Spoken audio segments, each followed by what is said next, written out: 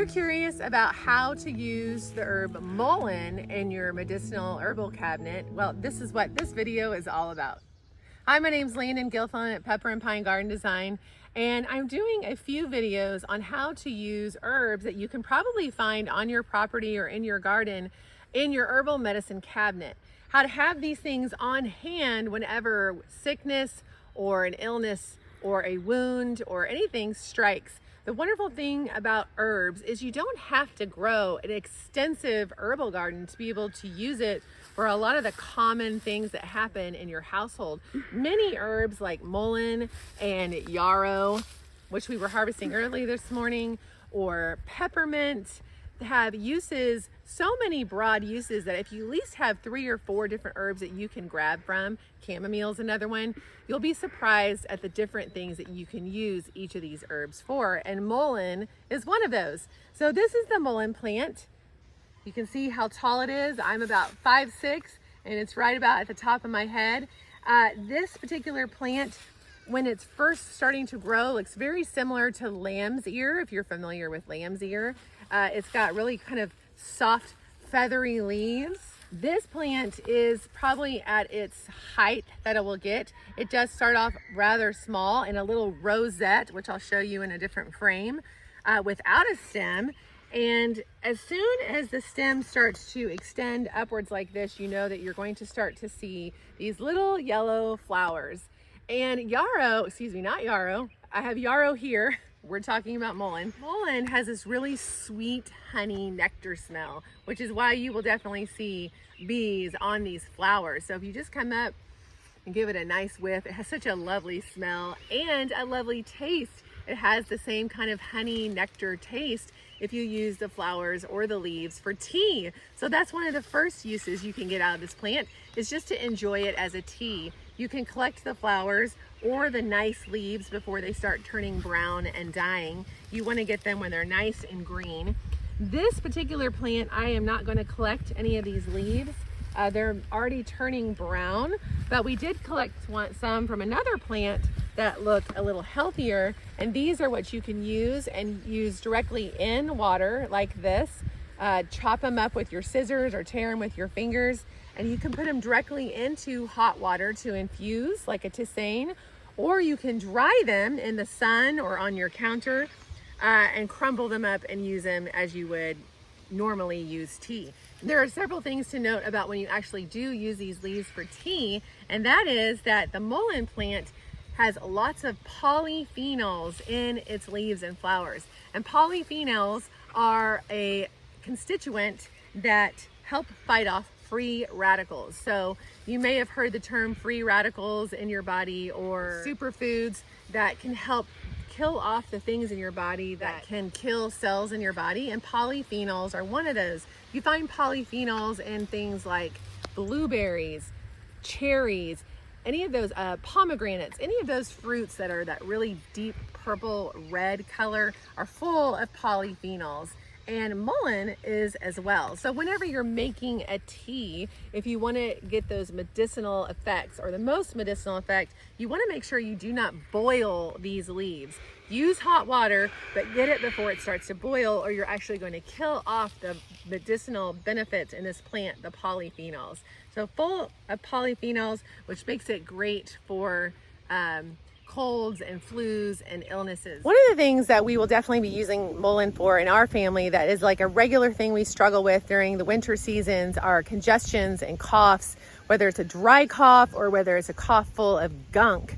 Mullein is really, really great for really any respiratory illness. And there's different ways that you can use it.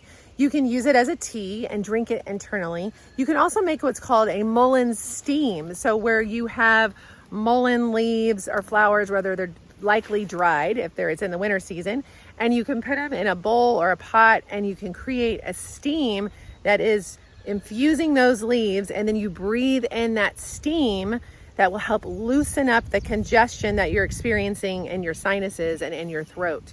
Whether it's a boiling pot on your stove with the mullein leaves in it that you're carefully, wafting that steam. I've seen people put towels over their heads. We've done this. and wafted it in. You just want to make sure that you're not too close to that steam so you're not burning your face. So I would have your pot on low. Again, you don't want to boil too much out of these leaves or you'll not get the polyphenol effects. Just keep it on a low, and all you're really wanting is the steam to come off from that water in those leaves and flowers and breathe that in. The other way that people have used it is to make an ointment or a salve using the dried leaves and rub it on your chest or your neck or wherever you're experiencing that congestion. The constituents of the mullein plant can help to break up that congestion and remove the elements that are causing the cough and the respiratory illness. Now, last but not least, you probably have heard of mullein being used for earaches. That part of the plant is the flower. So you can take the flowers off. Again, you can use them for tea. You can use them for any of the things that I've already mentioned, but specifically the mullein flower is used for earaches. So you will want to extract the constituents of the flower using either a tincture method, whether you're using an 80 proof alcohol, generally vodka, or if you're using glycerin. You can also do a 50-50 mix of glycerin and alcohol. Just know that when you're using glycerin, the shelf life is much shorter. So when you make a tincture with glycerin, 100% glycerin, that shelf life is generally about a year. When you make a tincture with alcohol, you have more shelf life, like 4 to 5 years. If you do a half and half, you go somewhere in between a 2 and 3 years shelf life. So just keep that in mind.